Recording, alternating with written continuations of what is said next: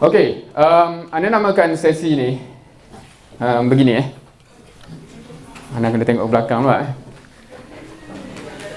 Gagasan gergasi langkah bertahap Gagasan gergasi langkah bertahap.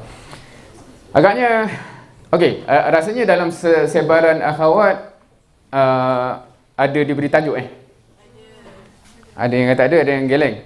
Ya ikhwah, tahu tak ada diberitahu tajuk apa kan? So kalau yang tahu tajuk tu yang antum boleh relate dia yang warna merah tu lah tahap-tahapnya Cumanya sebelum nak masuk ke situ, saya rasa dia perlu diletakkan konteks supaya kita tahu kenapa bincang benda tu. Now, sebesar mana sebenarnya gagasan kita ni? Ustazah Alam lagi? Sebesar alam ke apa yang dia sebut tadi? Sebesar alam. Alright, rahmatan lil alamin lagi. Now, buktinya apa? Ni gambar apa ni? Betul lagi? Arrow ni. Bagaimana tersebarnya Islam kan? Right. Kenapa sahabat tadi dah disebut oleh Syekh kan? Kenapa sahabat yang ramainya meninggal di luar?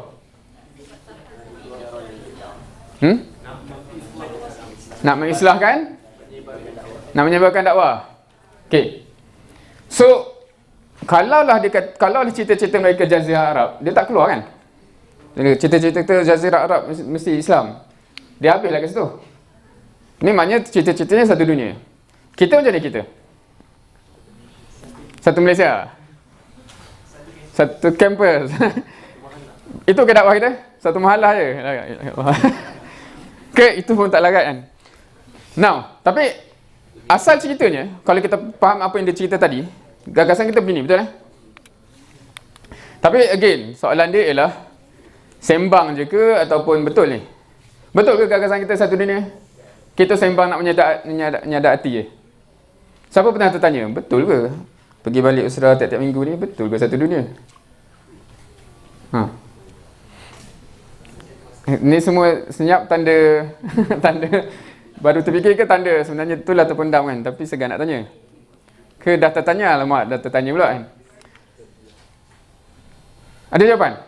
Now, I would say from my perspective dan from harakah ini, gerakan ini, bila kita cakap apa yang kita cakap tadi tu, sebagaimana yang sebut tadi, dia benda yang real Kita bukan bercakap tentang bagaimana bermula daripada 6. Okey, apa bukti realnya 6 orang tu bila dia bermula? 6 kan tadi, Al-Banna dengan orang kan? Apa real? Kenapa kita kata memang real lah yang dia kata masa dia baru 6 tu? Kita nak buat ni tu realnya bila kemudiannya jadi apa sampai sekarang kan? Realnya Nabi SAW masa dia seorang, masa dia dengan awal-awal tu dengan Khadijah, Abu Bakar, apakah bukti realnya apa yang nak capai tu? Sampai yang kita tunjuk tadi. Kalau kita claim, kita dakwah kita untuk satu dunia, realnya atau tidak akan terbukti macam mana? Kalau betul sampai begitulah. Kalau kita cakap macam tu tapi yang kita buat takat ni je, tu sembang je lah. Betul? Boleh terima? Alright. Siapa kat sini yang rasa persepsi diri personal, rasa saya ni objective oriented? Siapa yang rasa gitu? Seorang, 2 orang, 3, 4, segan-segan. Sini tak ada 5. Ke tak faham? Cakaplah bahasa Arab, bahasa hadaf oriented. Campur pula hadaf oriented apa? Anak takti. Okey. Apa tak ada yang rasa gitu Kita orang rumah tangga oriented ke kita orang tapi itu cerita je tadi antara hadaf dakwah ini termasuk ruang lingkup itu kan? Ke tak? Okey. Adakah kita punya isu apa definisi berkenaan ni? Okey, siapa yang rasa dia hadaf objektif oriented tadi? Kenapa antum rasa gitu Sentiasa fikir kenapa macam tu Set goal dulu sebelum apa-apa. Okay, good. Sama. Alright. Tapi ada je orang yang set goal tampal tu tahun depan, ni lah goal lagi tu kan. Itu hobi letakkan goal, bukan goal oriented So goal oriented sebelum nak keluar jap, goal aku ni. Elok ke keluar ni? Apa? Tu oriented, bukan hobi aku tiap-tiap tahun, azam tahun baru. Itu hobi. Now, Adakah Nabi Muhammad SAW objective oriented? Oh ya, macam mana yang tu kata ya? Tak. Lagi?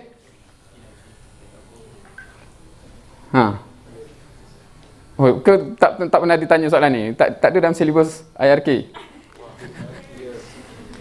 Now, tapi ada yang kata ya, tapi ada yang kata tak. Kat interesting ni, first time saya jumpa ada percanggahan pendapat. Tapi at least hati kita selamat tersort kan. Okay. Now, in other words, Ana nak guna bahasa lain lah, sebab Ana rasa kadang-kadang term-term ni dia akan kabur, kita susah nak bincang. Kalau kita bahagi kepada 3 jenis orang, 3 jenis kategori orang. Ada yang sembang lebat. Sembang lebat, boleh bayang, boleh bayang. Inilah ni kan, kita umat kita, astagfirullah kan. Inilah ni, kerajaan ni tak buat kerja, bla bla bla kan. So kita nak buat apa? Kau jangan ubah topik. Kita tengah cerita kesalahan kerajaan, bla bla bla. Dia sembang. Jangan cerita nak kena buat apa. Ada yang at least kita buat something. Ada yang nak tak nak kena bagi capai hasil. Objective oriented yang mana? Yang ni kan boleh terima tak? Ana nak guna word lain sebab bila sebut objective oriented dia agak vague. So Ana kata in other words obsess nak capai hasil. Boleh terima definisi bahasa Melayu tu?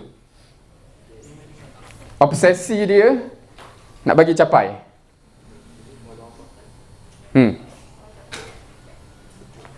Boleh terima? Okey.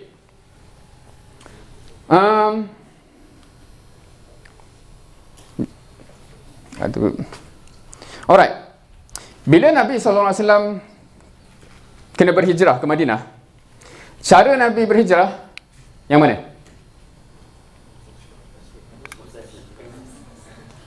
From indicator yang kita tahu, kita tahu kisah dia bagaimana apa tu kan. Adakah dia memberi indikasi as long as hijrah? Tak, kita kena susun. Jangan beritahu siapa aku nak bawa kerja. Kita pergi jalan yang bukan biasa. Pergi pit stop dekat gua tu dulu.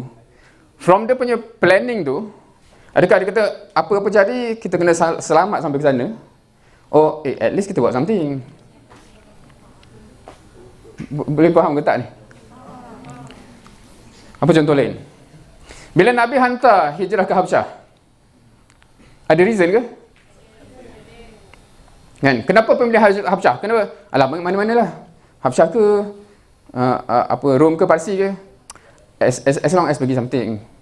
Tak Habsyah sebab apa? Ada reasoning dia. Oh, based on reasoning, based on logic, itu insya-Allah akan menyelamatkan kamu. Faham ke? Maknanya the way of planning dia kita kena capai. Nabi pergi ke Taif macam mana? Ada reason tak? Ada reason kan? Cumanya Allah nak tunjuk tak semua strategi yang kita fikir logik kita akan dapat apa yang kita harapkan lah. Tapi kita cakap pasal planning stage dan implementation stage dia bukan mana-mana je, dia ada reason spesifik kenapa Taif tu. Alright. So boleh terima cara fikirnya begitu. Now, balik ke sini. Kenapa tadi kita kata dia orang pergi untuk dakwah. Hasil dia apa? Apakah hasil yang dibayangkan? Sebab dakwah tu effort dia. Tapi apa yang orang masuk Islam? Lagi? Terdekat syariat Islam mungkin. So bila dia tengok, Alhamdulillah Jazirah Arab. Oh tapi Rom, orang kat situ tak dapat hidayah lagi. Negara pun masih kufur. Parsi, Constantinople contohnya. Kalau dia orang obses nak capai hasil, kalau kita kalau kita hidup di zaman ini, right after Nabi SAW dah wafat, so dia tak boleh nak kata ada wahyu lagi dah. Nabi dah wafat sebab yang benda banyak yang keluar ni kan. Nabi dah wafat, kita tahu Rom Parsi masih macam tu. Kita akan keluar macam ni tak? Siapa yang yakin aku akan macam ni juga?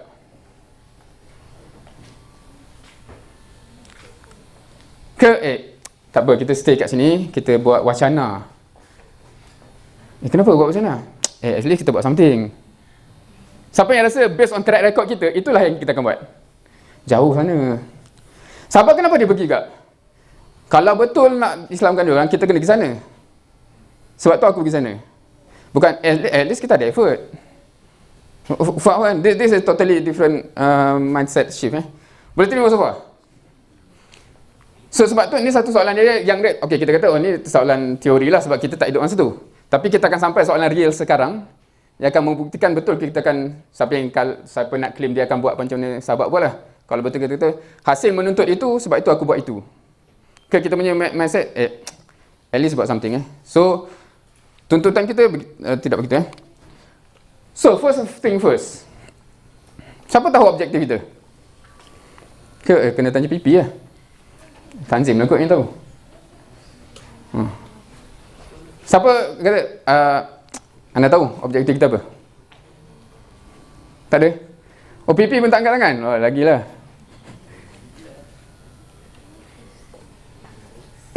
Ni soalan betul ni. Ini bukan konon-konon. So, siapa insya-Allah takut bila tanya Tahu insya-Allah anda tak akan tanya. Anda nak tahu confident antum je.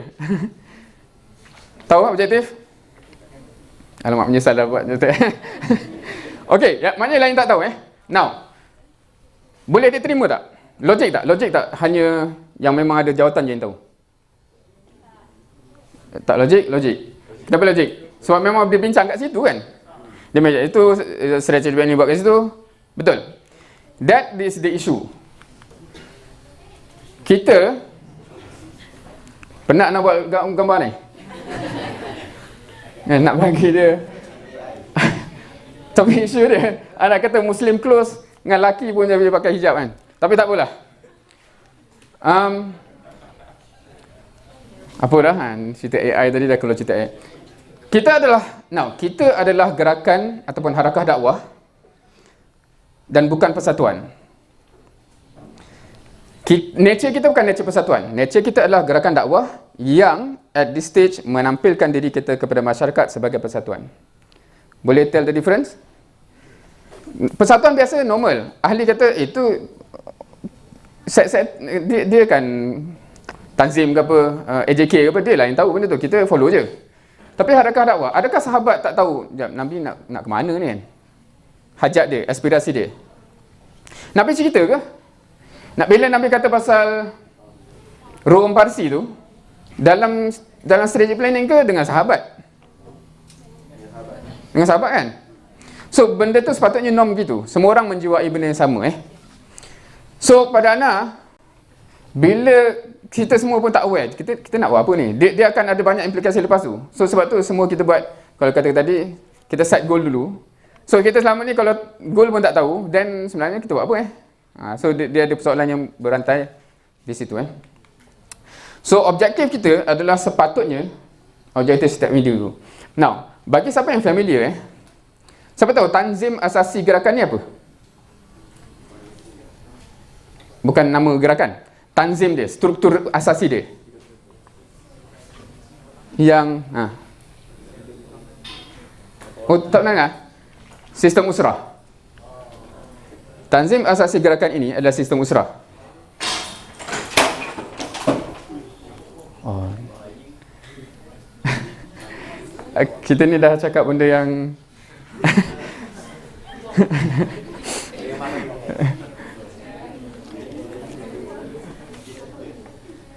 boleh terima? Now, so yang PP Tanzim tu apa pula? Itu struktur untuk make sure pelaksanaan operasi yang tertentu. Boleh beza So aspirasi umum secara besar sepatutnya semua orang clear. Tapi ada benda-benda strategik yang memang ada tanzim dia. Contohnya macam apa Kalau kita kata dalam misi yang tertentu, adalah yang dilantik Khalid Al-Walid dan semua tu, okey. Dia punya function untuk strategi peperangan. Boleh faham?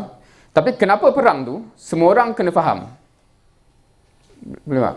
Sahabat tahu exactly kenapa kita berperang. Tapi spesifik teknik, okey. Tim A pergi sana, namanya technical itu memang ada orang yang ahlinya yang fikir. So similarly, memang kalau kita kata kenapa wujud benda ni, mungkin ada technicalities strategis kat tu. Tapi kalau kenapa in the first place kita di sini nak buat apa, nak capai apa, sepatutnya semua orang tahu apa hasil yang kita nak capai. Faham Right.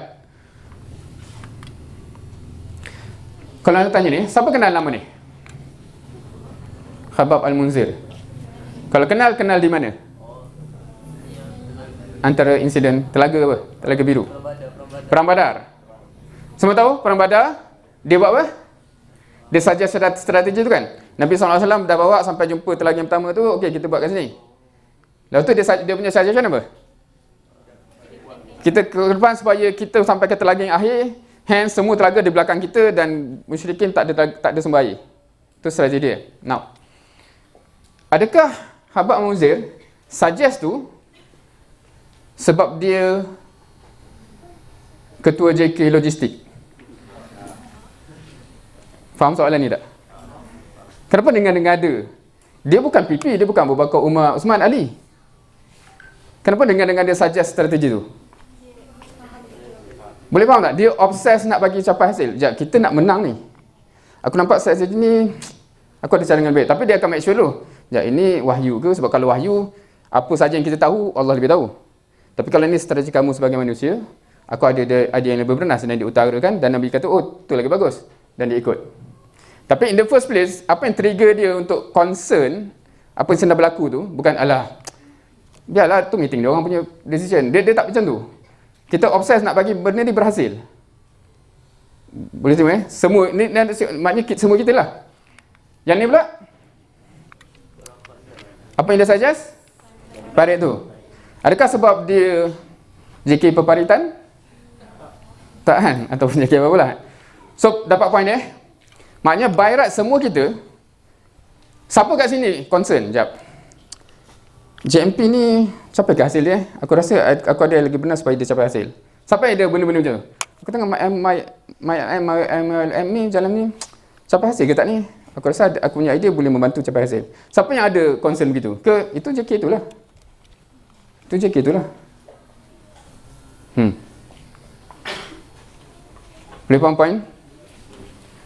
Kan kalau Ustaz Maimin dia kata once, kalau dalam konteks kita gerakan kita, once sampai masa yang paling teruk ialah contohnya kita jumpa mad'u ataupun orang yang berpotensi untuk didakwahi kan. Dan tu kita kata, tapi ini ketua JKDF. Itu memang tanda grup itu sedang nazak. Dia dah jadi persatuan, purely persatuan. Dia bukan gerakan dakwah. Alright, so concern kita begitu. Of course kita kata kena adalah chain of command. Itu betul, itu mafhum. Dia bukan kita pergi langgar semua benda pula. Tapi nak katanya first point anda kat sini ialah anda risau kita punya concern pun tak ada. Tahu tak kenapa ada Iman Pistol tu? Entah. Tahu tak kenapa ada projek tu? Entah. Then we are in problem. Kita tak tahu kenapa benda tu wujud, untuk capai apa. Oh, kok kita ada idea yang lebih bernas, etc. Itu semua kita semua kita. Seperti mana semua sahabat. Dia nama-nama ni muncul ketika itu sebab dia ada ekspektasi itu kebetulan. Kan? Dia ada ekspektasi kebetulan. So kadang-kadang kita ada momen-momen, kadang-kadang kita ada idea, aku ada idea. Tapi kadang-kadang kita senyap sebab apa? Segan, aku bukan JK dan sebagainya. Itu mainan syaitan jauhi benda tu. Now, kita sepatutnya bermula dengan ini Tadi ada sebut pasal basirah kan. Ad'u ilallah ala basirah. Kebetulannya kemarin ana ada jemput untuk pergi ke Jeram. Ada retreat sekolah Hira masa tu. So dia minta ana kupas qadaya asasiyah fi dakwah ataupun qadaya asasiyah dalam dakwah. Satu yang menariknya ialah ana pun kat mana pula macam tu kodek-kodek rupanya dalam buku Fiqh Dakwah Mustafa Masyur bab kelima. So agak menarik kalau siapa yang rajin menerima jemputan menyampai dakwah ni, especially bila dia jemput tu tajuk yang kita pun tak tahu tu. So dalam masa seminggu nak ready tu baru menelaah dan mengkaji lah. So inputnya dapat baik kita. Salah satu point dia ialah ini bukan nak syarah kat sini, tapi nak katanya bila kita tanya objektif tadi tak tahu, dan dia problem pandangan jelas. Now, kita tak pergi pada alam lah kita pergi kecil sikit. Asia Tenggara. Kita alhamdulillah lahir kat Malaysia, kita rasa selesa, betul tak? Of course kalau JK Dakwah anda dah cerita benda ni kan kepada aktivis ni. Kat yang lain pun anda rasa mungkin ada dah cerita kan. Anda tak ingat anda cerita kat mana. Sebab dia ingat pernah cerita tapi tak ingat audiennya siapa. Now, antum sedar tak? Di Asia Tenggara ni kalau kita zoom out, Muslim minority. Sedar tak? Kita kat Malaysia kita rasa macam syok lah, Muslim majority. Jiran kita Indonesia Muslim majority. Tapi kalau kita zoom out, Muslim minority. Siapa yang baru tahu? Semua tahu dah. Tapi semua, siapa yang tahu tapi biarlah. Now, that is indikasi. Indikasi kita cakap alam tu sembang. Boleh tak terima kalau kata, cita-cita aku ialah satu UIA. Kita duduk kat satu mahalah Ali contohnya. Aku nak semua mahalah, satu UIA semua mahalah katakan, ataupun semua kuliah. Tapi kita punya concern, apa yang jadi kat kuliah lain atau mahalah lain kita tak ambil kira. So dia jadi macam, betul ke kau cakap nak satu ni? Faham? Dia tak make sense. Dia tak make sense. So ini dia kata ni. Now, from harapnya antum insya-Allah beberapa tahun akan datang akan berada di posisi anda juga. Syurah-syurah kita memang bincang level ini. Sebab apa? Sebab kita di Malaysia memang okey, di Asia Tenggara ni dalam konteks dakwah kita dua negara yang strukturnya dianggap matang ialah Malaysia dan Indonesia. Hence, Malaysia ditugaskan jaga semua kat sini. Dia orang yang pula kena jaga sini sampai Australia dan New Zealand. Make sure Islamkan semua kat sini, Islamkan semua kat sini. Senang agaknya. Of course, kita memang dah ada gerakan, memang kita hantar ikhwah-ikhwah ke sana tapi masih dalam level waktu free. Memang dah ditanya kalau anda dalam meeting tu memang ada tanya. Tak ada ke ikhwah yang boleh kita hantar 5 tahun duduk ke sana, kembangkan dakwah sana? Krik. Ni soalan real yang balik kepada cerita sahabat tadi. Sahabat tu real tau. Kita ni Ustaz Ziatul Alam, jom pergi Laos. Ana sibuk lah. Kan? Ni soalan real. Dan ni perbincangan yang senang berlaku Now, sebelum nak cerita ni dulu. Kita kadang-kadang rasa selesa sebab kita anggap Malaysia ni semenanjung. Tahu tak demografi sini? Dalam konteks gerakan kita, Selangor ditugaskan untuk jaga Sabah, Johor, bukan jaga, maksudnya bantu dakwah di sana. So, setiap minggu memang ada ikhwah daripada Selangor pergi ke sana, daripada Johor pergi ke Sarawak.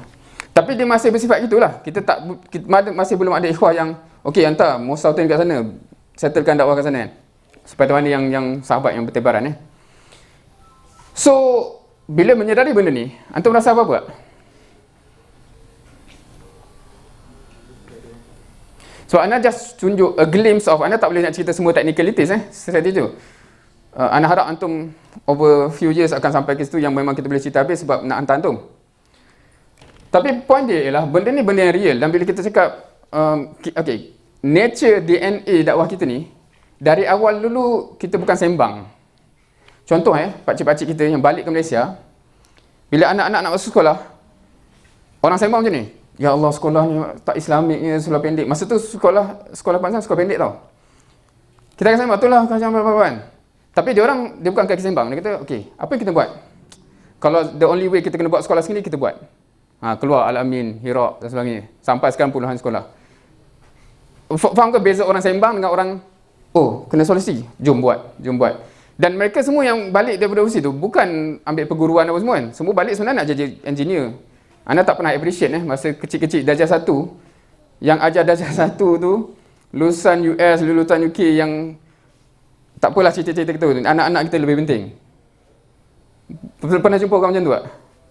Anda jumpa tiap-tiap hari tapi kita tak appreciate lah. Cikgu, kenapa cikgu jadi cikgu ni kan? Kita tak appreciate dah bila anak dah grad, baru anak appreciate apa? Guru saya datang. Hantar alumni Hiraq kan? Boleh tak jadi cikgu Hiraq ni? Kalau bukan hantar, siapa lagi? Alamak, gaji kecil. Baru anda tahu pengorbanan dia orang tu bukan calang-calang. Faham apa beza sembang dengan sanggup berkorban tadi yang kita kata tadi apa? Dunia dengan bawah tu apa? Tak ada hiyah itu secara real. Anda tengok, memang masa tu baru respect kepada cikgu-cikgu yang didik anak daripada darjah 1 tu, lain macam. Ustaz Muhaimin, dia dapat offer daripada UAE tapi dia stay kat sekolah. Maknanya individu-individu tu yang wakafkan diri dia supaya sekolah ni jadi, anak-anak kita jadi dan sebagainya. Okay, tu bukan calang-calang. Now, having said all of this, so tu nak kata nature kita, kalau kita jumpa semua pakcik macam ni, nature kita is, kalau benda tu solusinya itu, jom kita buat. Dia bukan sembang itulah diorang ni dan sebagainya. Right. So having said all this, so kedudukan kita kat mana? Apakah, how does kita punya puzzle ni fit the whole thing The clear cut sebab hari itu anda pergi ke Jeram. Itu pun dah lama anda tak ziarah Jeram Lepas tu kebetulan pula daurah dia malam weekdays. So anda keluar tu waktu office orang balik office. Pukul 6 anda terlambat sikit keluar masa tu. Sebab daurah dia pukul 9. Kalau pukul 6.50 tu insya-Allah okey. Sampai memang pukul 9. Dia kata ya Allah 2 jam pula perjalanan kan. Terpaksa jamak. Now, kenapa nak cerita benda tu Okey, sebab sekolah. Sebab itu perbincangan sekolah. Kita bincang IPT One of the main thing yang katanya sumbangan besar institusi sebegini adalah orang. Kalau tak lahir di sekolah dan di universiti, dia tak lahir di mana dah. Realistically speaking So, point anak ialah sebab boleh ditanya okey, anak cerita tadi tu, anak kat mana? Anak cerita je, anak sembang je, anak cerita, anak tak tolong pun Sabah Sarawak tu. Anda boleh jawab? Anda ni, anak kat depan, bukan anak antum tu. Anak. Now, the only reason yang anda rasa anda boleh jawab depan Allah ialah either anda tahu, concern tu ada real, anda pergi ke sana, or the only alternative ialah anda menghasilkan seramai mungkin yang anda kita hantar pergi sana, ataupun bukanlah anda suruh pun, tapi merediakan orang tu. That's the only two direct contribution yang anda rasa boleh jawab lah. Ada kita directly to the source of the problem, jom kita solve. Ataupun kita melahirkan ramai year after year untuk meramaikan dan menyelesaikan benda tu. Other than that, anda tak tahu apa yang kita boleh jawab. Boleh terima Now, dalam konteks itulah kalau kita nak relate, apa goal kita? Ni 4 goal yang kalau PP dia sedia maklum. Tanzim, anda harap sedia maklum juga Tapi anda rasa macam kita cakap tadi, goal ni sepatutnya goal semua orang dan passion dan obsesi semua orang Satu, gerakan aktivisme mahasiswa. Now, antum faham tak bayangan hasil dia apa? Siapa yang terbayang, banyak program. Tapi hasil dia yang kita bayangkan apa? Apa hasil yang kita bayangkan kalau berjaya? Kalau berjaya lah mission ni, objektif ni.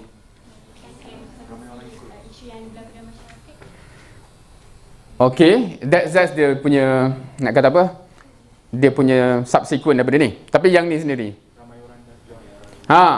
Mahasiswa ni, nature dia kalau kita kata random, kalau kita pergi ke mahasiswa, kalau kita berjaya lah benda ni, randomly kita pusing.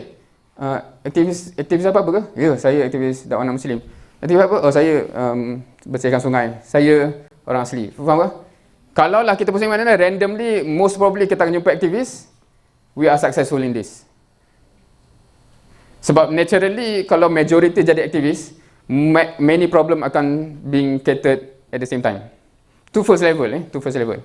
So, dia bukan isu banyak program ke tak. Kalau kita nak tengok, kalau kita tengok KPI ke apa, bukan berjaya ke tak, tapi randomly tanya, masih majority tak aktivis apa-apa, we are not yet successful. Meaning apa? Regardless of with us or with someone else. Macam nak motivate benda tu Second, breakthrough activist. Yang ni baru directly our activist bersama dengan kita. Jumlah dia, maknanya nak tahu berjaya tak berjaya, berapa, tanya je lah jumlah aktivis kita sekarang berapa, bertambah ke tak bertambah. Third, kaderisasi aktivis. Maksudnya apa ni? Daripada aktivis, kita nak juga ke arah orang yang dibina untuk boleh buat kerja yang lebih besar, boleh jadi jundi tadi. Dan yang keempat, orang yang dah sampai situ, bina jadi jundi. Any question? Jundi tu apa? Okey, jundi ni bahasa Arab. Perkataan bahasa Arab lah. Kalau kita apa literal dia macam soldier lah, tentera. Dalam konteks dakwah kita bila kata jundi, okey, bila kita kata dai, faham kan? Dai itu bahasa Arab juga Murabi bahasa Arab, semua bahasa Arab Okey, dai ialah orang yang berdakwah. Okey, orang berdakwah. Dan kalau kita kata, kalau kita ambil lah semua ni isim fa'il. Isim fa'il ke semua ni? Betul ke term ni? Ke tak?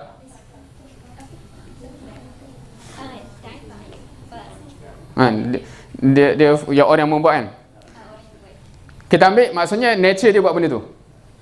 Bukan saya da'i. Kenapa? Sebab saya pernah dakwah masa universiti dulu. Itu bukan. Dia memang karakter pendakwah lah. Kalau saya kata. Now, da'i adalah orang yang berdakwah. Jundi adalah orang yang dah sedia berdakwah tapi boleh ditauzif. Tauzif ni bahasa Arab pula. Tauzif apa? Tauzif. In other words, deployment. Orang yang boleh deploy. Faham kan? Sebab tentera, dalam negara yang biasa, tentera boleh deploy. Doktor boleh deploy. Cikgu deploy. Deploy apa? Dia assign. Bukan, tolonglah, jomlah, pergi sini, jomlah. Tak. Siapa yang tahu cikgu doktor tu, dia assign kan? Itu tausiq. So, jundi tu karakter gitu. Dia kata, Vietnam perlukan hantar. Silakan. Tolonglah, boleh tak? Itu pujuk. So, level jundi tu macam kita cakap para sahabat lah. Sami'na wa ta'na. That's the aim. Sebab in the end, kejayaan tu akan datang bila makin ramai orang begitu. Sebab akan ada kerja yang kita boleh mobilize aktivis. Jom. Akan ada orang datang. Tapi akan ada kerja yang hanya orang yang kurang berminatnya, kurang menarik minat tapi perlukan orang, dan biasanya yang orang yang boleh deploy je yang biasanya akan terpaksa di-deploy lah. Right. Menjawab ke? Jundi, so jundi tentera lah. Maknanya, dan kita cakap bukan pegang senjata ke apa, tapi quality wise. Alright. So dekat situ maknanya orang yang boleh disusun. Okay, strategi kita merasakan, kalau siapa yang tahu kenapa UTM Skudai ada lambakan lecturer ikhwah, sebab dia based on decision begitu lah. Semua nak balik Malaysia kan. Okay, next phase kita kena ramaikan mahasiswa ni. So semua balik jadi lecturer. Belonggok jadi lecturer. Itu contoh dia bukan dia disusun. Dia disusun pakcik-pakcik kita sempat sampai level tu Harapnya kita akan sempat sampai juga, audit kita atau pembinaan kita. Now, untuk hasilkan yang keempat tu, obviously prosesnya bukan cancalang lah. Sebab itu menjawab kenapa sahabat di punya tarbiyah tu bukan cancalang. Sebab dia orang bukan ditarbiyah untuk jadi soleh sahaja, betul tak? Dia tarbiyah untuk boleh bawa pikul dakwah ni setelah kewafatan Nabi SAW ke siratul alam. Sebab tu proses membina dia orang tu memang kena bukan cancalang. Sebab apa yang perlu dibuat bukan cancalang. Hence, ini dalam tajuk yang lain rasanya kita dah bincang banyak benda ni, sejarah usrah dan sebagainya. That explain why usrah tu begitu sebab dia nak lahirkan jundi. Dia bukan just nak lahirkan orang baik. Kenal Muhammad ni kan? Salahuddin Al-Ayyubi bukan gambar sebenar lah, tapi Salahuddin Al-Ayyubi kenal. Muhammad Al-Fatih kenal. Kenapa kita kenal dia orang? Dia ada pembukaan-pembukaan yang besar kan? Pembukaan Baitul Maqdis, pembukaan Constantinople. Tapi kita dah bincang kan? Apa di sebalik ni, apa yang kita nak highlight? Especially kita ambil cerita ni kan. Ni semua dah pernah dengar cerita ni kan? Langsung dangguk kan? Apa yang kita nak highlight ke cerita ni? Apa kesimpulan dia?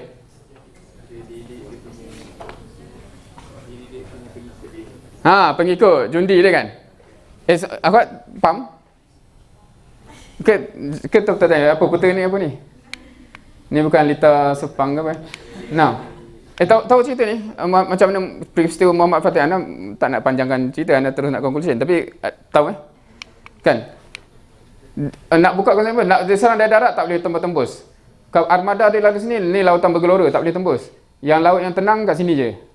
Tapi dia ada rantai kat sini. So dia ada idea bernas, tarik kapal naik atas bukit, turun kat sana. Akhirnya lead kepada pembukaan Constantinople kan, bila dia kuasai air kat sini dengan armada. Tapi poin yang kita nak kata, sebab idea yang bernas daripada pemimpin yang bernas, dia jadi sebab dia ada pengikut yang itu, yang jundi. Kalau pemimpin yang sama, soalan yang berbalik, soalan sama lah. Kalau Muhammad Al-Fatih yang exactly sama, tapi di belakangnya ikhwah ni, yang anak-anak sekali, jadi tak? Tak kan? Episod dia ada 4 je. Satu, inilah kita punya pimpinan buat arahan tak logik kan. Kapal ni design untuk air. Bila masa pula. Tu satu. Memang pertikaian lah Kiadah ni mengarut. Yang kedua, Kiadah ni bukan suka menyusahkan kita. Bukan dia tahu susah kita kat mana, suruh. Ingat senang ke? Tarik kapal berdarah-darah tangan kot. Ni bukan tarik sampan. Tarik armada tu kan. Tu kedua yang biasa ikhwah punya perangai. Ketiga apa? InsyaAllah kalau free insyaAllah. Yang keempat, mana ikhwah? Cepat. On the way kan. On the way. So, itu beza kita dengan jundi. Dan sistem kita nak lahirkan jundi. First thing, kalau kita kata kita nak berhajat dia gitu, dan baru kita tahu, kenapa proses dia melatih mujahadah, tadhiyah dan sebagainya, dan ready dengan apa saja arahan. Now, ada yang kata itu semua argument logik, nas syarak pula kan. Ni nas syarak lah, salah satu daripada banyak Biasa dengar kan? Iza kharaju salasatun fi safar falyu'ammiru ahadahum. Apa poin yang besar kat sini? Kena lantik ketua. In other words, kena berjamaah, right? Berjamaah bukan beramai-ramai, right? Berjamaah bila ada imam dan makmum. So dia bukan kata nak musafir 3 orang, bukan. Nak musafir 3 orang, kena ada ketua. Once ada ketua, terpaksa ikutlah ketua tu. Apa makna lantik ketua lah tu, tak dengar cakap dia kan? So kalau pendalilannya ialah dalam Islam ni, just nak musafir pun Allah kata kena berjamaah, kena struktur, kena ada tanzim, kena ada amir, kena ada kiadah dengan jundiah. Apatah lagi kerja sebesar ini. Lagi mustahil tuntutan tu tak datang juga. Tu pendalilan yang disingkatkan Now, yang ni pun semua familiar pendengar Apakah kemenangan tu? Short potong ceritanya ke conclusion. Apakah kemenangan yang besar yang Allah describe kalau based on yang kita biasa cerita? Apa? Peristiwa dia tapi kan nak kena cerita dari awal. Tapi kesimpulan apa saya? Apakah kemenangan tu? Dapat didik sahabat. Semua faham? So ni anda cut short ke conclusion apa ni? Ke tak faham? Tak faham Anda bukan malam buka tafsir je panjang. Buat faham. Nanti minta recording. Tapi kalau tak faham, cakap lah. Jangan. Ni semua segar-segarnya. Faham Oh, aku tak faham. Wah, sila. Oh, tak faham. Okay, short story. Now, ayat ni kan, ayat ni satu kenapa jadi perbincangan? Sebab ayat ni bukan cancangan ayat. Sebab Allah kata, inna fatahna laka fatham mubina. Bukan cancangan. Sebab dalam rumus ayat sentiasa Allah kata, iza ja'a nasrullahi wal fath. Fath tu sentiasa datang dengan nasrullah. Allah bagi, apa yang sentiasa Allah kata? Allah bagi apa? Nasrullah. Kat sini tiba-tiba Allah kata, Allah bagi fath tu sendiri. Oh, ni lain macam. Lepas tu tambah pula tu. Fatham mubina. Oh, lagi lain macam. Sebab tu dia menimbulkan persoalan. Kat mana menang yang semenang-menangnya tu? Hudaybiyah kan? Lagi menimbulkan persoalan. Kat mana menang Hudaybiyah? Sahabat pun tak kata itu menang. So kat mana? So in short, kupasannya panjang. Ana just ambil highlight yang terkait dengan kita. Laka ni siapa? Bila dalam Quran bila ke 100 orang Nabi Muhammad SAW. So Allah bukan declare umat Islam menang. Betul? Allah kata kamu personally Muhammad menang. So kat mana? Tu pendek cerita. Bila climax ujian, sebab this is the first time sahabat tidak samina wa ta'na, betul? Sebelum ni ujian dah bukan calang, kita tak tahu nak cakap apa dah. Isra Mi'raj, senang ke kita nak percaya? So, lah tu, jom hijrah, tinggalkan semua yang kita ada ni, tak tahu pun nasib kat sana, senang. Atau Badar, tiba-tiba kita nak keluar benda lain, tiba-tiba tentera pula. Jumlah pula macam tu. Lepas tu Uhud. Lepas tu Khaybar, Ahzab, itu dah climax Ahzab yang kita cakap tadi tu. Boleh bayang tak? Soon after Ahzab, semua orang ni kumpul nak bunuh kita. Lepas tu Nabi kata, aku mimpi kita akan masuk Mekah dengan berihram. Apa berihram apa maksudnya? Bukan bersenjata lah, berihram kan? Senang tak nak ikut? Ya, semalam dia orang nak bunuh kita semua kan? Nabi kata, jom kita masuk serah tengkuk. Faham Itu dah ujian bukan calang. Pergi. Boleh masuk tak? Tak boleh masuk. Nabi kata, siapa yang kat situ rasa dah macam aku kan. Lepas tu Uthman kata kena bunuh. So Baitul Ridwan. Panjang cerita. So that's the climax yang tiba-tiba Nabi kata, kita bersyukur, kita sembelih, balik. Sampai Nabi kata, yang dia kata tu, dia lead by example, akhirnya semua tunduk dan patuh. That's from that kupasan, the success is you berjaya tarbiyah jundi level ini. Now tak lama lagi dah ready lah untuk diwafatkan, dia orang dah boleh carry. From that perspective, kejayaan kita harapnya sebelum kita grad ialah kita dah tinggalkan generasi yang dia orang ready untuk carry. Jangan jadi macam anak kat Unit 10 dulu. Zaman kegemilangan kita tinggalkan, terkubur terus. Logik kita kata memanglah kita kan power masa tu sebab hebat. Bila kita tinggalkan dah tak ada orang power, mati je kan. Logik tu tak logik dalam Islam, betul tak? Nabi lah yang paling power. Adakah wafat dia terus jatuh? Tak, sebab dia tahu kena tinggalkan orang yang boleh carry. sahabat ke tabi'in. So kalau kita tinggalkan, lepas tu menjunam dan kita tak buat kerja dengan betul. Kita shock sendiri je buat program. Now, so point dia kat situ, kemenangannya bila kita dah berjaya meninggalkan jundi di belakang kita. Right. So, having said all of this, ni ringkasan habis lah ni.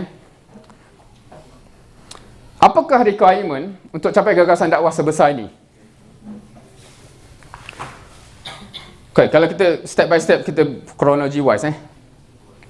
Gagasan sebesar ini tak mungkin tercapai tanpa jemaah yang tersusun. Based on kita dah cerita tadi, Muhammad Fatih ke, Nabi dan para muhajirin dan ansar ke dan sebagainya. Dalil nas itu pun boleh brain konsep ni tak? Dalam dunia pun orang yang nak mengconquer ni dia kena ada syarikat yang tersusun apa, dia kena bermunazam, bertanzim. Now, sebelum nak cakap gagasan, jom kita buat gagasan besar ni. Bukan sebelum lah, maknanya it is impossible tanpa berjemaah. Sebelum nak boleh masuk pun cerita kena berjamaah-jamaah dan sebagainya, impossible untuk masuk cerita tu kalau orang tu belum obses nak capai hasil. Dan especially yang kita cakap hasil yang besar tadi. Orang yang obses kita kena sampai satu dunia, baru dia akan kata impossible tanpa tersusun dan sebagainya.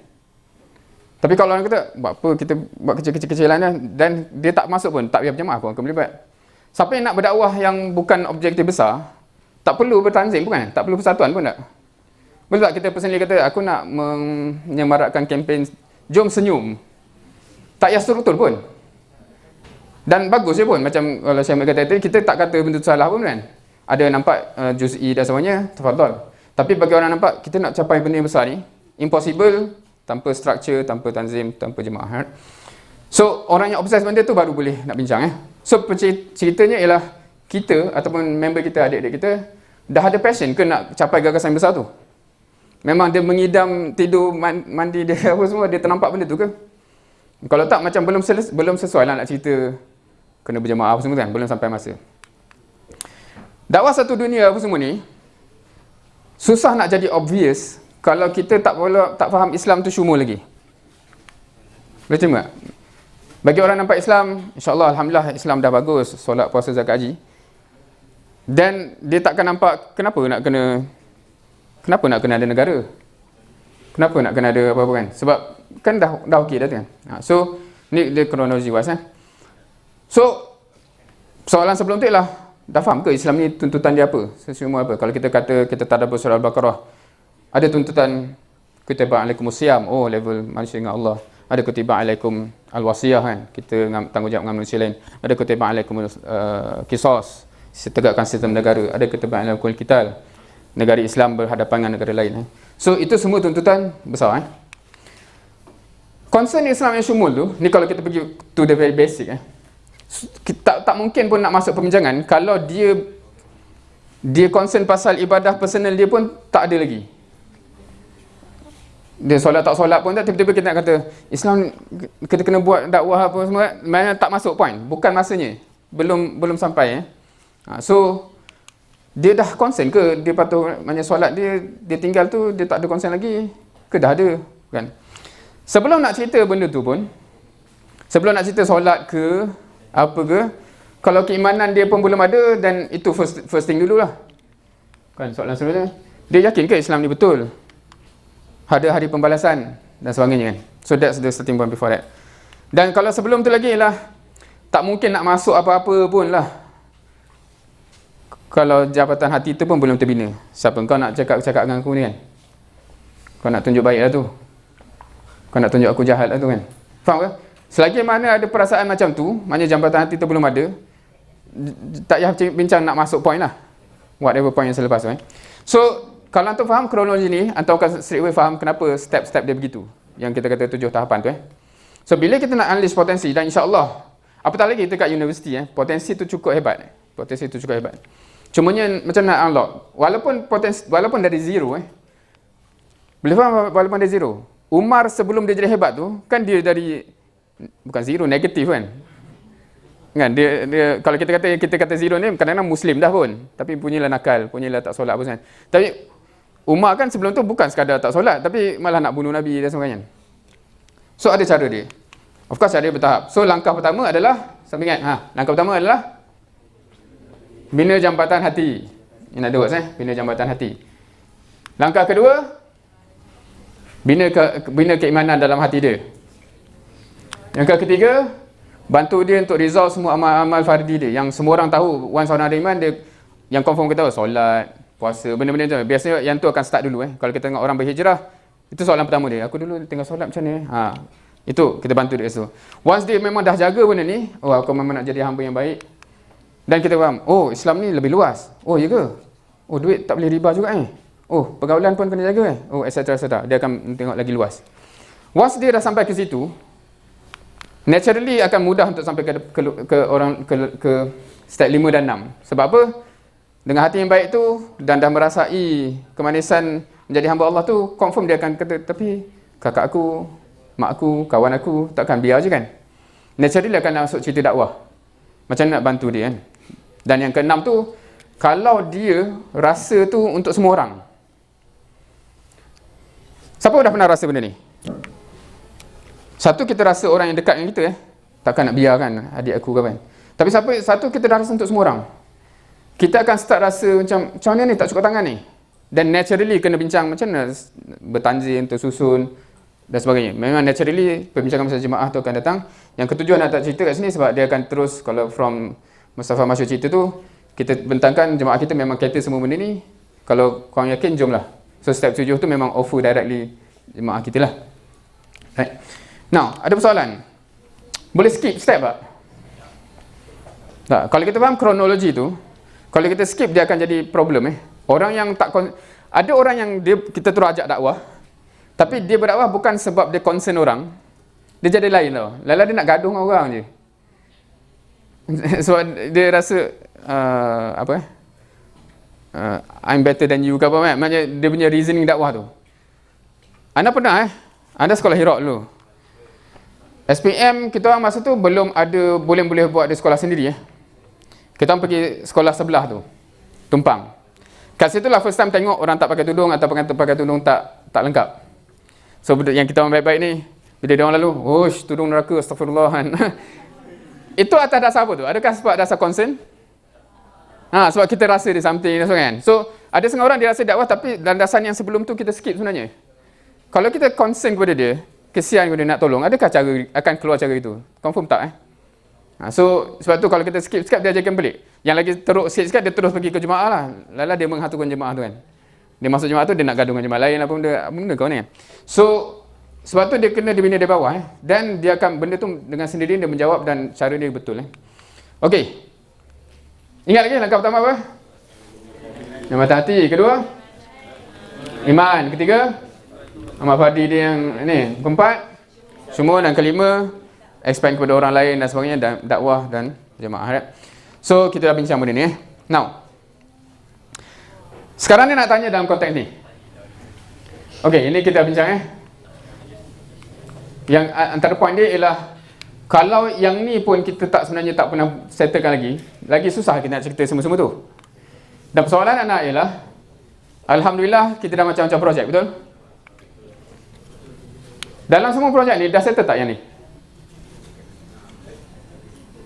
Sebelum nak cerita yang atas-atas ni, antara Ketua JK, antara Ikhwah Muharik dan semuanya, Muharika, dengan aktivis yang lain, dah terbina ke jambatan hati tu? Tu soalan ni lah yang kita nak relate Kalau tak, then tak rasa apa-apa ke? Tak rasa itu satu benda yang perlu diselesaikan ke? Sebelum kita nak boleh cerita benda lain. Now, so balik kepada objektif itu Ana harap yang ni in a way semua yang muncul tu membantu kat sini lah, generally speaking Ana mengharapkan begitu. Dan bayangan anda, PP akan tanyalah, betul ke kau ni menggerakkan ni ke macam mana? Kedua, persoalan yang ini Nah, dekat sini satu, rekrut, alhamdulillah. Tapi kalau anda tanya sejujur, ada tak mana-mana projek yang saya lepas dia aktivis kita, lepas tu kita biar je, saya ni dia dah hilang? Ada tak berlaku macam tu? Kalau berlaku, antum tak rasa macam, jap, kenapa je tu kita buat untuk apa sebenarnya ni? Antum tak tertanya ke? Antum saja nak dia singgah sekejap ke? So tu soalan lah. Yang by right saya rasa dia jadi part of sepatutnya agenda utama yang dibincangkan kalau betul agenda ni real lah. Kan? Tu belum nak cerita macam mana nak tambah yang baru. Ya, korang punya projek ni kenapa makin kecil ni? Macam mana nak tambah aktivis ni? Contoh kan. Lepas tu yang ni. Yang ni pun lagilah kalau kita nak cakap ni jambatan hati tu tak ada lagi tak payah cerita lah. Kan? Dan seterusnya. Now, hasil daripada ni lah kalau siapa yang nak minta maaf lah siapa yang dalam MOLM kan. Ana jadi banyak gitu. Macam ni Antum boleh menjiwai tak kalau Salman Al-Farisi tu nampak, oh ni tak boleh dibiarkan ni, kalau tak Tentera Ahzab ni serang kan. Ni jom kita buat ni kan. Kalau orang kata alah at least kita buat something, adakah dia akan senyap? Antum faham? So anda terasa begitulah. Anda bukan kata teruk sangat dia orang ni sampai begitu, tapi dia jadi macam bila sebab tu anda guna word obsesi tu obsesi untuk capai apa yang kita nak capai tu, dia akan men-trigger serta-serta benda yang sehingga kita susah nak tidur sebab tak resolve benda tu. Tu yang kadang minta maaf lah, kadang-kadang pukul 2 sebab anda tak dapat tidur macam mana kadang-kadang anda shoot. Bila tak kita buat mukhayyam apa semua kan. So that's how it is. Anda tak kata apa yang anda cadangkan tu terbaik. Mungkin anda kata tak kita dah kata kita. Sebab tu yang sebelum tu anda tanya macam tak ke patut kita makan dalam tulang sama-sama, benda-benda yang nak ke situ lah kan, right? Sebab that should be bukan solusi tu, tapi apa-apa solusi lah yang lebih bagus dan sebagainya. Begitu dan Ana mengharapkan bila kata-kata balik kepada poin tadi, kita punya obsesi tu kita nak hasil tu jadi. Okey, macam mana relate dengan apa yang Syekh kata tadi? Yang kita semua maklum Allah tak tengok hasil, betul? So macam mana kita nak relate? Bercanggah ke selari? Allah tak tengok hasil, tapi Allah tengok usaha. Ataupun lagi satu word yang Syekh kata tadi, bahasa Arabnya kaifiyah kan. Allah tengok cara kau usaha tu. Kalau kita asal buat something, tu tak diterima lah. Cara kita dah logically memang boleh capai, tapi takdir Allah tak capai juga. Maknanya kita dah boleh jawab, Allah dah tengok benda tu. Sebenarnya Nabi, kau yakin tak? Antum yakin tak? Nabi yang ada seorang ke yang kosong tu, cara dia dah logically, dia dah cuba apa yang logik. Apa rintihan Nabi Nuh? Dalam surah Nuh. Lalu dia sebut apa? Apa yang dia cuba? Siang, malam, sir, zahar, apa lagi? Maknanya dia bukan asal buat something. Dia dah anything strategi yang manusia mampu fikir dia dah buat dah. Boleh terima? So that's the level yang tu lah. Bila kita kata Allah tak tengok hasil, sebab memang tak fair pun Allah tengok hasil, sebab hasil tu Allah yang bagi. Tapi Allah tengok usaha tu, Allah tengok kaifiat dia. So kat situ perbincangan kita ni, bila kita kata obses nak capai hasil, dia isu kaifiat tu lah. Cara ni memang boleh capai hasil ke? Kalau logik dari awal pun tak boleh capai hasil, kita tak boleh nak kata InsyaAllah Allah tengok ni, Allah dah berhati. Kalau hijrah, tutup dengan dekat. Hijrah strategi Nabi berhasil tak? Berhasil Sebab apa? Macam mana antum kata berhasil? Sebab dia sampai sana selamat Strategi Nabi untuk pergi gua tu, idea dia apa? Tutup safety lah apa semua kan? Orang sampai tak ke depan gua tu? So strategi berhasil tak? Dia tak jumpa tu bukan sebab pemilihan tempat tu, sebab Allah tak gerakkan untuk tengok je. Dia dah guna jalan lain. Ada tak siapa yang dapat kejar? Ada? Berhasil tak strategi tu? From strategi point kata fail lah, sebab strategi konon-konon lalu jantung orang tak tahu. Ada orang tahu. Tapi Allah nak tunjuk kuda tu jatuh kan? Allah nak tunjuk apa? Yes, in the end aku yang bagi. But my demand is strategi tu tip top dah. Paling tip top yang Nabi boleh fikir. Tapi Allah tak nak tunjuk kamu berjaya sebab strategi. Khabab punya cerita tu, strategi kan? Menang sebab tu ke? Allah kata dalam Quran menang sebab kamu kuasa air, sebab tu kamu menang ke? Allah cakap apa? Menang sebab aku yang bagi malaikat. So always macam tu. Maknanya macam tu kalau kita tak payah strategi lah. Tak. Sebelum aku nak bantu, strategi dia dah kena paling tip top lah. itu lesen untuk dapat aku punya bantuan. Faham? So disebabkan tu kita bincang bila kita kata, okey, macam mana kita nak dapat ni? Okey, concern Ana ni adalah jangan luahkan lah, sebab Ana banyak luahkan kat MyLM. Tapi betul, sebab dia kata ni kena sampai lah PP, kenapa kita orang je. Tapi sebab Ana cerita tu dalam konteks projek, sebab setiap projek sepatutnya obses pada aktivis dia. Dan of course nak lancar tu dia kena bawa lah ke PP. Kenapa Ana pula? So sebab tu Ana timbulkan concern tu kat dia. Tapi Ana risau bila Ana tengok alhamdulillah terkumpul aktivis Tapi concern Ana ialah tengok muka dia orang ni, dia orang kan ada lagi kat SEM depan. Concern Ana tu sebab masa mula kadang-kadang kita bagi vision tau. Oh, vision. Tapi bila antum perasan bila kita projek setiap minggu, kita deal dengan benda kecil-kecil, kita kadang-kadang lost touch. Kita buat apa sebenarnya? Dan kalau tak ada ikatan hati tu paling kurang untuk at least maintainkan dia, jangan terkejut dia hilang. Dan Ana rasa sayang. So sebab tu kena ada something yang untuk jangan yang terdekat, sebab kita dah nak ujung SEM ni. Kalau ada benda tu lah kan, yang dia jadi rapat dengan semua ikhwah muharid dan sebagainya, insyaAllah itu akan mengikat dan kita boleh pegang lagi dan kita boleh cerita serentak dengan tu vision dan semua. So dia ada benda beyond technicalities yang setiap minggu yang memenatkan tu So itu cadangan just Anda mention kat sini. Anda tak tahu projek-projek lain, Anda banyak tu sebab Anda tahu technical kat situ. Satu, itu nak remain. Kedua, belum nak cerita macam mana nak next intake, first year macam mana nak tambah dan sebagainya. So pembincangan tu penting dan critical. So whatever solution yang perlu, as long as kita obses macam mana nak bagi hasil, insyaAllah kita akan one step to the correct nilai. So reminder, kewujudan kita bukan sekadar persatuan yang puas hati. Nanti mungkin akan jemput Pak Cik Roslan kot.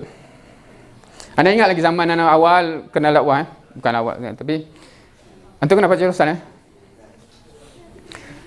Dia jemput ke AGM masa tu karisma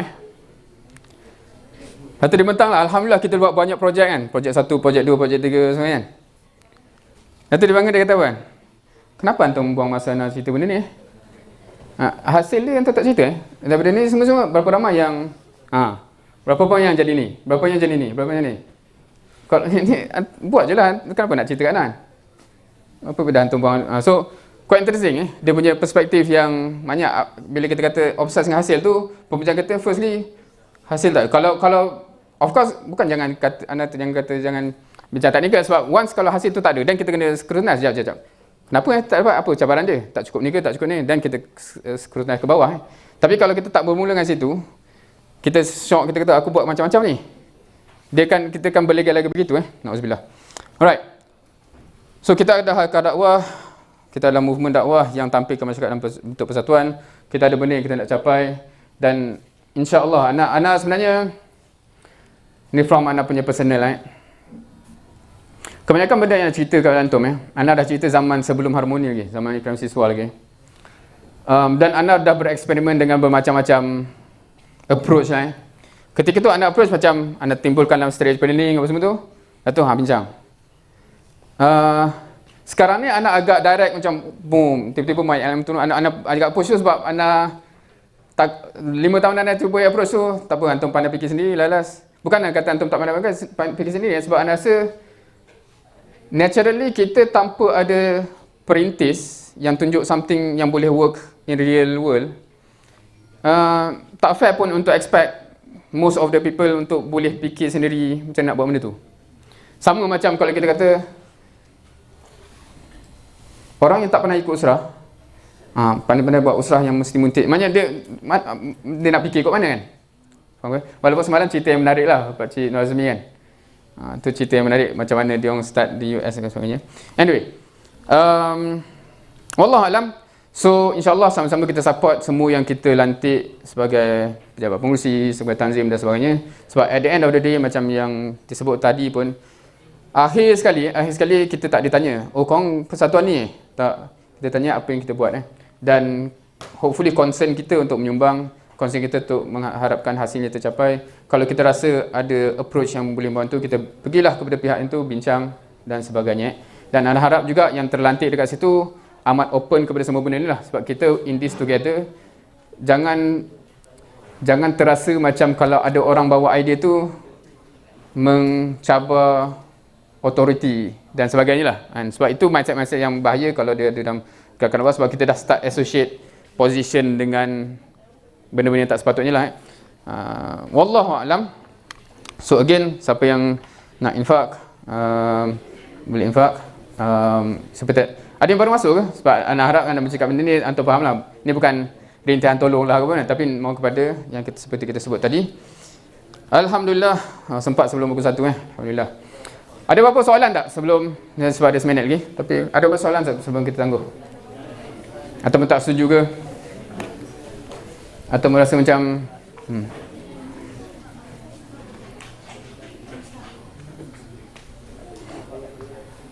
dah terpurah.